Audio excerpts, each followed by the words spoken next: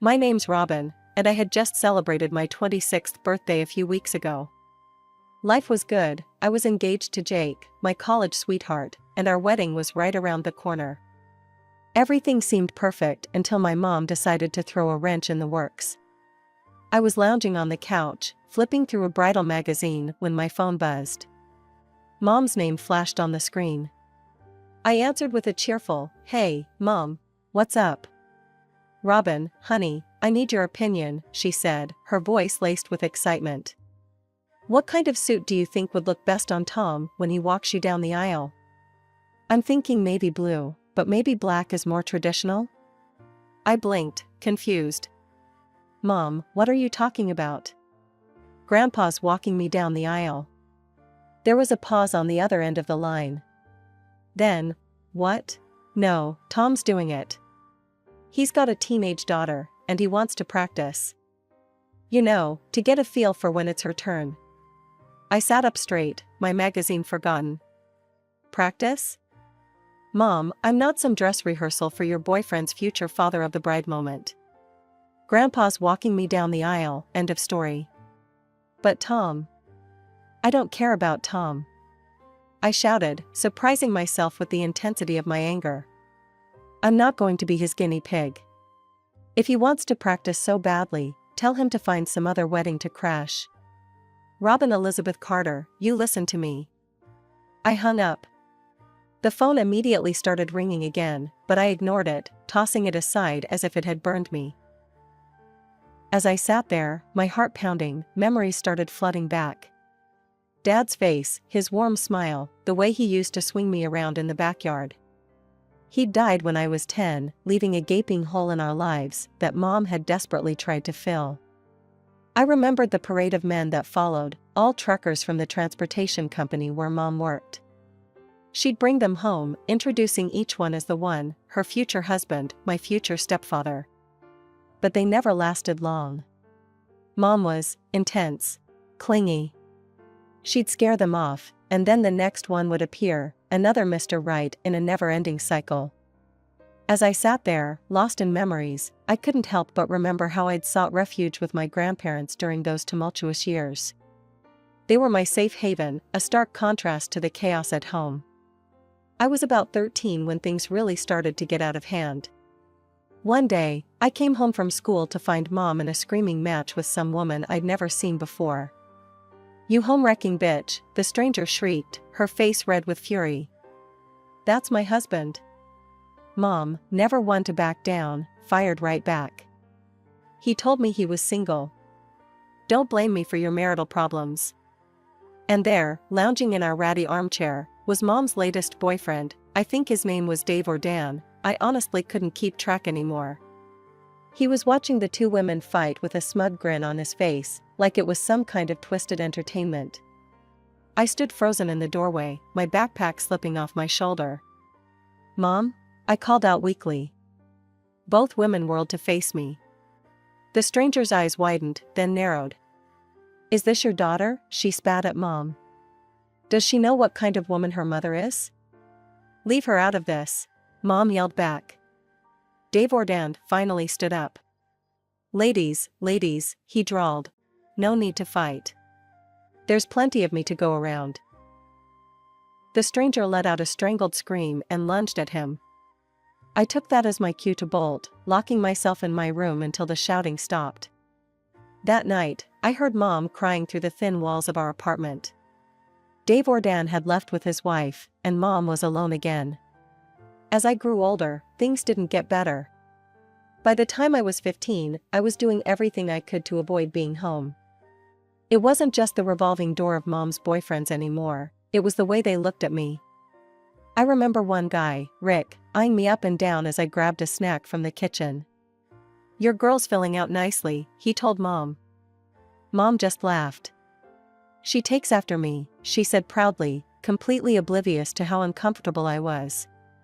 I started spending more time at the library, at friends' houses, anywhere but home. But Mom didn't get it. She'd call me selfish for not wanting to hang out with her and her latest flame. "Robin, honey," she said one day, "come meet Jeff. He's great with kids."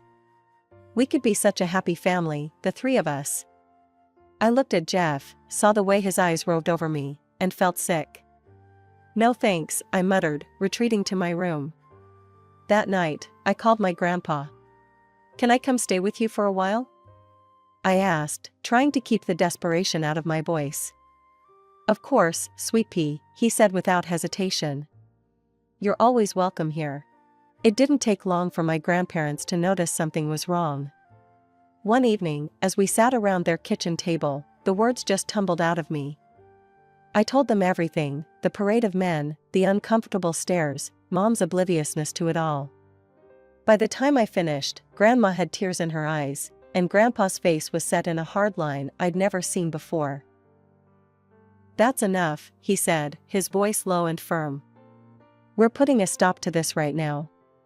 The next day, we drove to Mom's place. Grandpa didn't waste any time.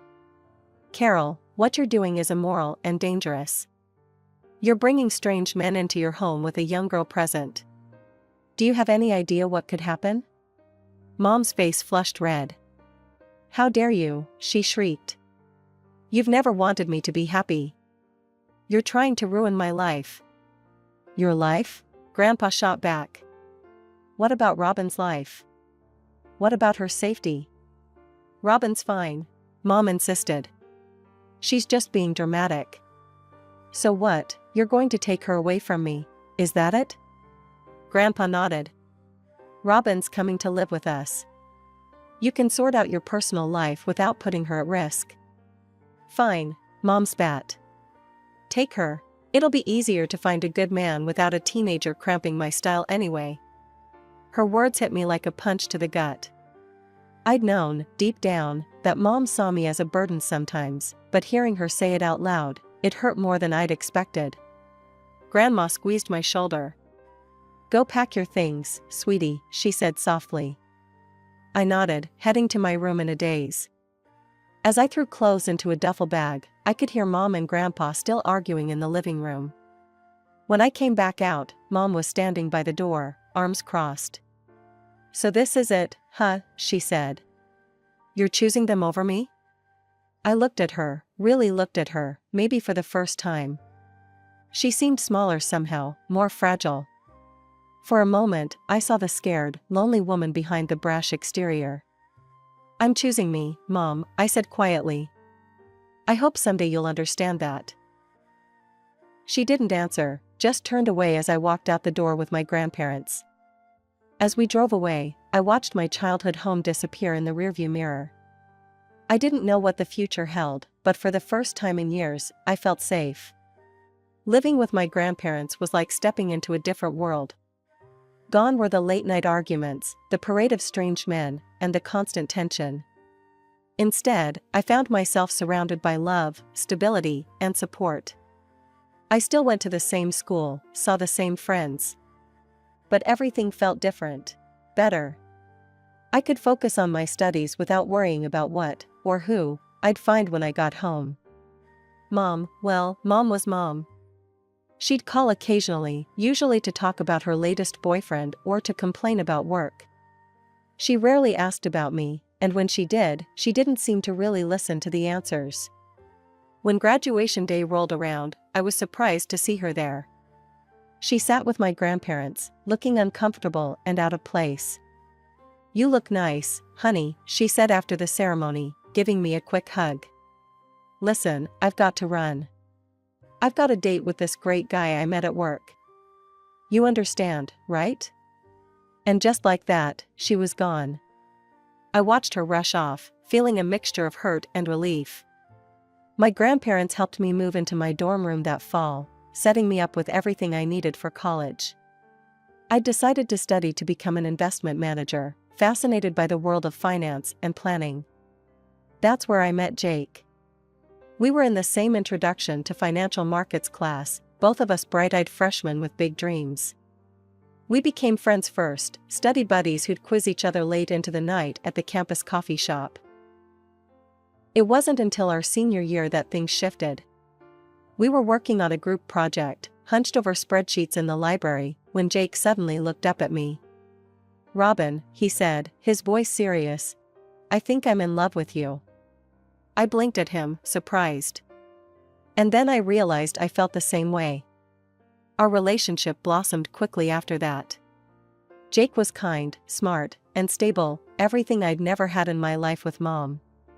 When he proposed after graduation, I didn't hesitate to say yes. I saw Mom a few times during those years, usually when I'd stop by her place during breaks.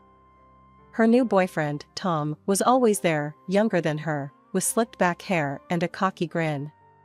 "Robin, this is Tom," Mom had said, beaming. "He's got a daughter, 7 years younger than you. Isn't that great?" I'd smiled politely, not sure what to say. Tom had looked me up and down in a way that made me uncomfortable, reminding me of all those boyfriends from years ago. After reliving all these memories, I knew I needed to talk to Grandpa. Jake and I drove out to my grandparents' house one weekend, the weight of Mom's demand heavy on my mind. "Grandpa," I said as we sat in their cozy living room, "Mom called me about the wedding. She wants her boyfriend Tom to walk me down the aisle. Says he wants to practice for when his own daughter gets married." Grandpa reached out and took my hand. "Robin, I'd be honored to walk you down the aisle. But if you wanted to choose Tom or anyone else, I'd understand. It's your day." I shook my head, feeling tears prick at my eyes. "There's no choice to make, Grandpa. It's always been you." Jake, sitting next to me, squeezed my other hand. "I support whatever Robin wants," he said. "She's told me about everything you've done for her, sir. I can't think of anyone better to give her away." Grandpa smiled, his eyes suspiciously moist.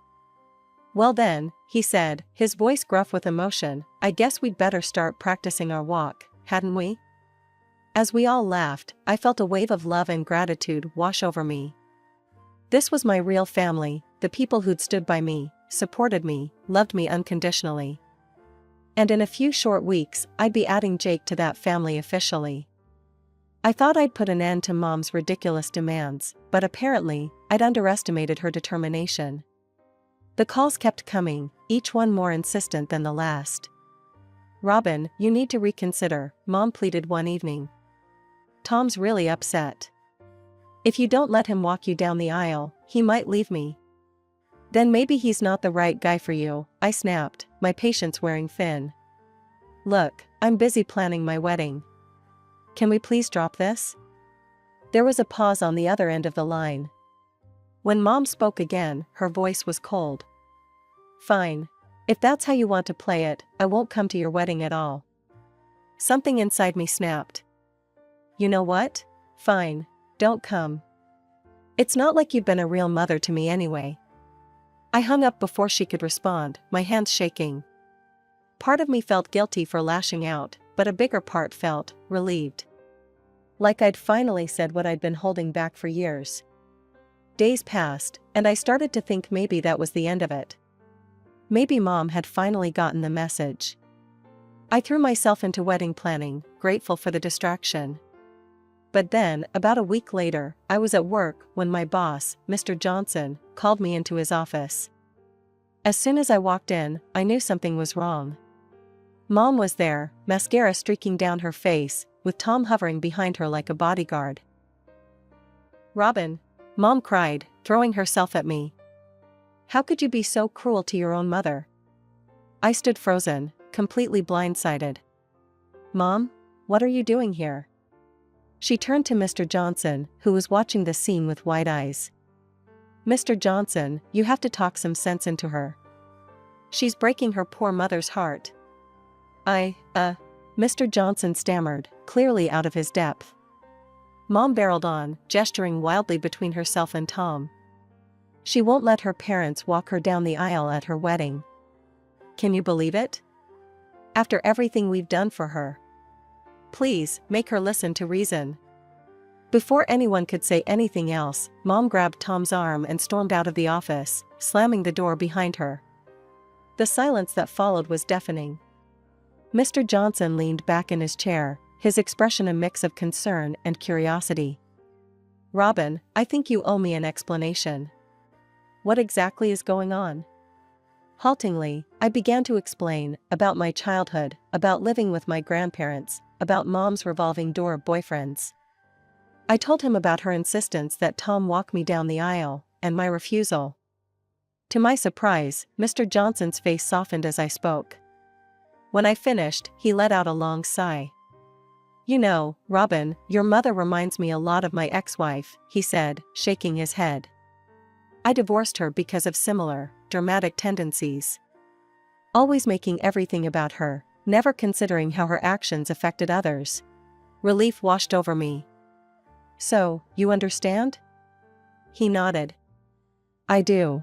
And I want you to know that I'm on your side here. Your wedding day is about you, not your mother or her boyfriend." I felt like a weight had been lifted off my shoulders.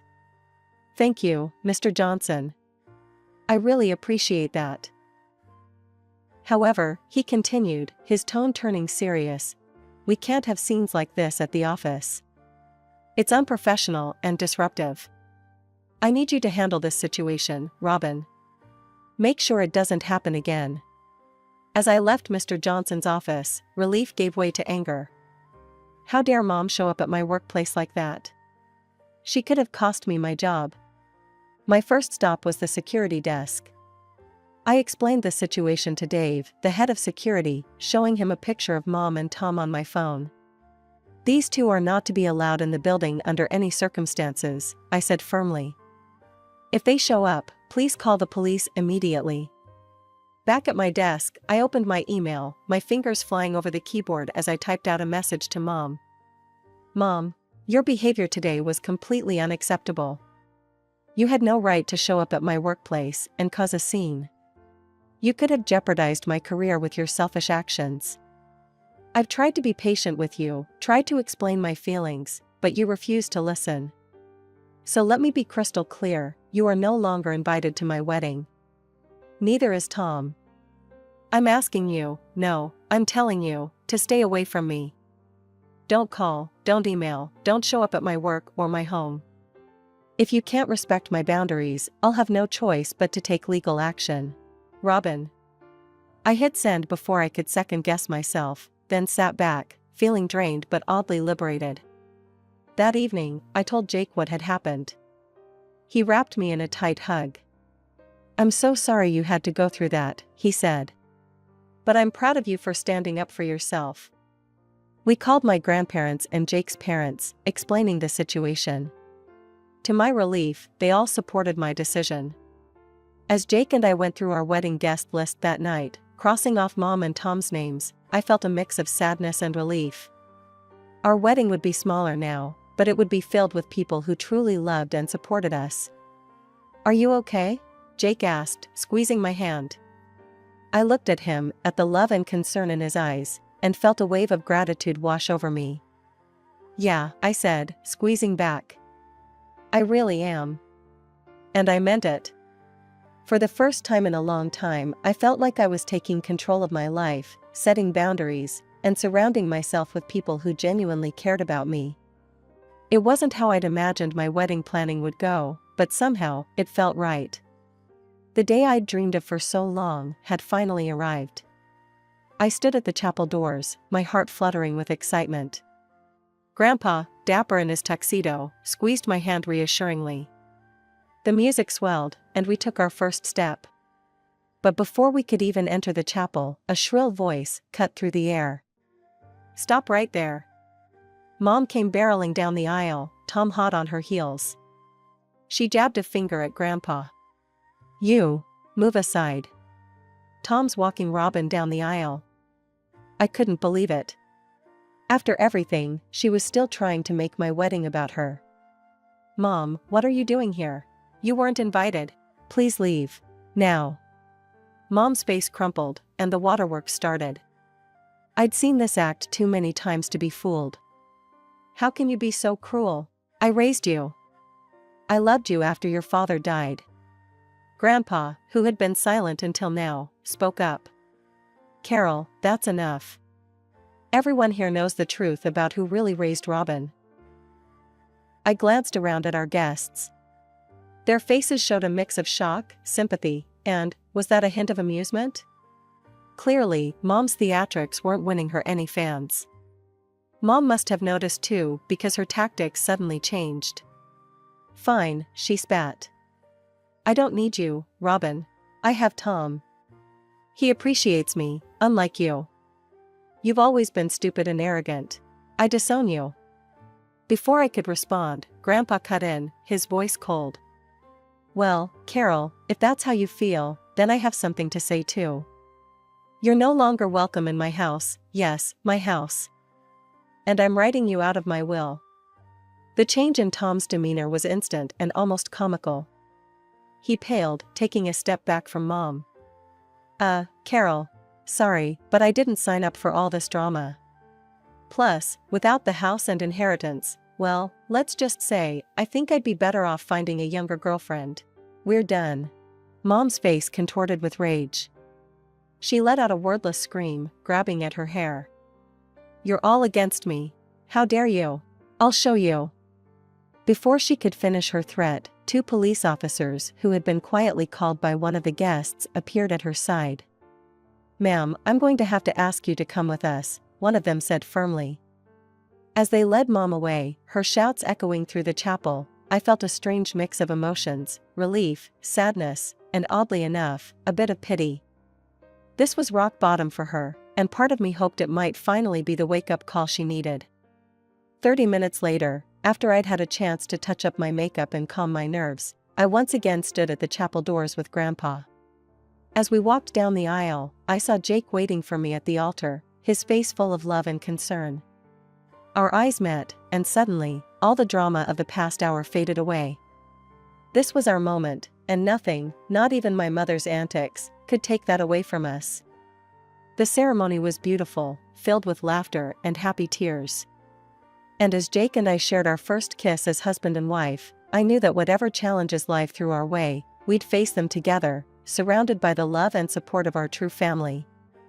During the reception, guest after guest approached us, offering words of support and condemning my mother's behavior. "You handled that like a champ, Robin," my college roommate said, hugging me tight. "Your mom's got some nerve," Jake's uncle grumbled. "But you showed her what real class looks like." And as Jake and I drove off to start our honeymoon, I felt a sense of peace settle over me. The drama with Mom was behind us now. We had a whole new life ahead of us, and I couldn't wait to see what adventures it would bring. It's been a year since the wedding, and life has settled into a new, peaceful rhythm. Jake and I live in a cozy apartment just a stone's throw from our offices. It's not huge, but it's ours, filled with love and laughter. Every morning, we walk to work together, hand in hand, talking about our plans for the future. The house where I grew up, the one Mom used to live in, now provides us with a steady stream of rental income. We've turned it into something positive, using the extra money to save for our future and occasionally splurge on weekend getaways. As for Mom, well, I hear things through the grapevine now and then. Apparently, she's renting a small apartment across town. And true to form, she's on the hunt for her next soulmate. Some things never change, I guess. I haven't spoken to her since the wedding. Sometimes I feel a twinge of guilt about that, but then I remember the years of chaos, the constant drama, the way she tried to hijack one of the most important days of my life. And I know I made the right choice. One sunny Saturday morning, as Jake and I are having breakfast on our tiny balcony, he asks, "Do you ever think about reaching out to your mom?" I take a sip of coffee, considering the question. Sometimes, I admit. But then I remember how peaceful our life is now, how drama-free. And I'm not ready to risk that. Jake nods, understanding. "You know I'll support whatever you decide, right?" I smile, reaching across the table to squeeze his hand. "I know. And that means everything to me." Later that day, we're walking through the park when we pass a mother and daughter having a picnic. They're laughing, heads close together, sharing some private joke. For a moment, I feel a pang of what might have been. But then I think about Grandma and Grandpa, who call every Sunday without fail. I think about Jake's parents, who have embraced me as a daughter. I think about our friends, who rallied around us during the wedding fiasco and have been our rock ever since. I realize that family isn't always about blood. It's about the people who stand by you, who support you, who love you unconditionally. And by that measure, I'm rich beyond my wildest dreams.